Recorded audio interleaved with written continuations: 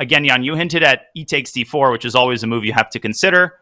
The other idea to unwind is queen g6 and eventually d6.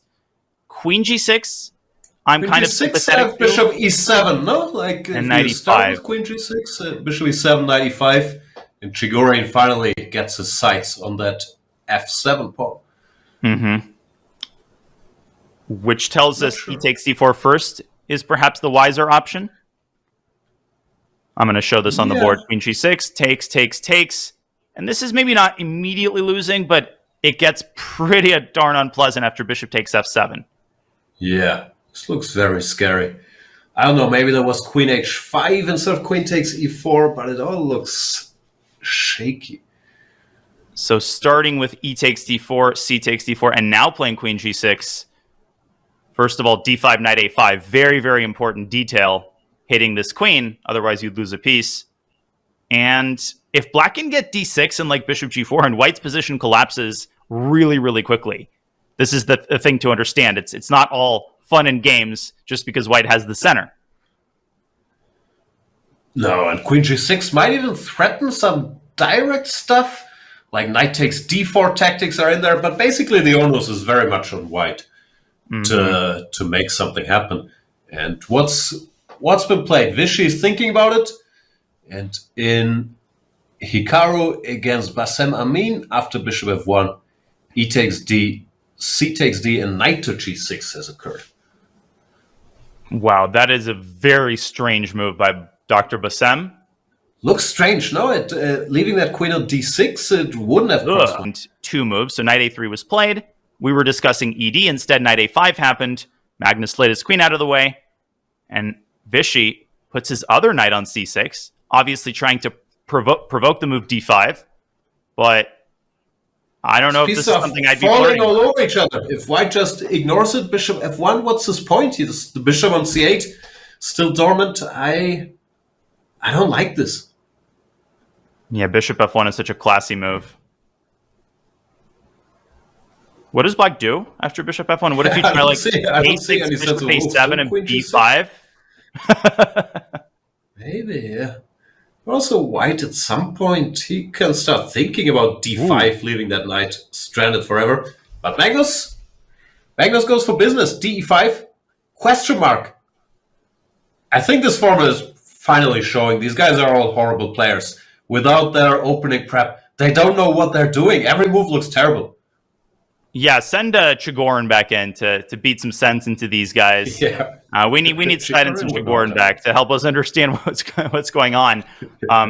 Funnily enough, there was a lot of drama in 19th century chess. Steinitz was involved in a lot of drama because queen f2. So f2 is hanging, and rook d5 means black has to go queen f2, only square for the queen.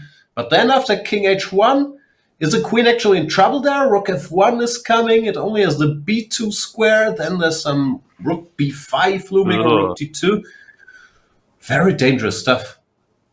Yeah, and even if you can't trap the queen, you often can use the queen to win more pieces. But I actually do think you can trap the queen. Rook b5, and does bishop d2 win the game? Is there a better move? Apparently there's a better move. I was looking at knight b1, then c4 is saying, yes, but bishop d2, where is it going?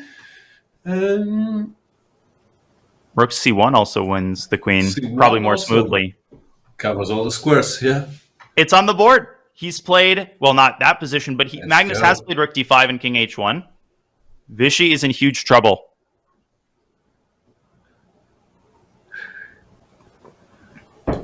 So I was worried that the position would be too tough for white to handle. Turns out it was too tough for black to handle on both boards. The defenders. Oh, man. And look, big trouble. Jan, look at this. If knight takes c4, and then d6, I think there might even be rook d2, queen c5, and bishop e3 among. And again, it's like not the only way to trap the queen, apparently, because at this point you could probably even just get away with a move like e takes d6. But yeah, apparently there's a better move. It's +4. Bishop h4, queen e2, rook e1. Like, this queen is getting trapped on like every square. Sorry about that. I'm going to put those moves on the board again. So takes d6. Yes, bishop h4. You're exactly right. Queen e2 and rook e1 just traps the queen. Wow. It's weird that wherever it goes, it's out of squares. The white pieces are just so much more active with these guys on c8 and a8 still sleeping. Who knew you could play without a queenside? Well, spoiler alert, you can't. 6, among other things, is possible and very strong. Once again, Takes.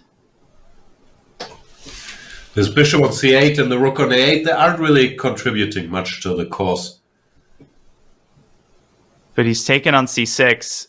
I don't know why this is a brilliant move. I think it's because at the end of the line, he wants to play bishop e7 and pick off the other rook. Like dc, ed, cd, bishop e7. Yeah, that's bad news. But also, white is just a piece up, right? So once the dust clears, Vishy can very much resign. Yeah, I mean, he probably has to go BC and then CD just so that he can save his rook. But Magnus has a million ways to checkmate there. Yeah, but she does resign.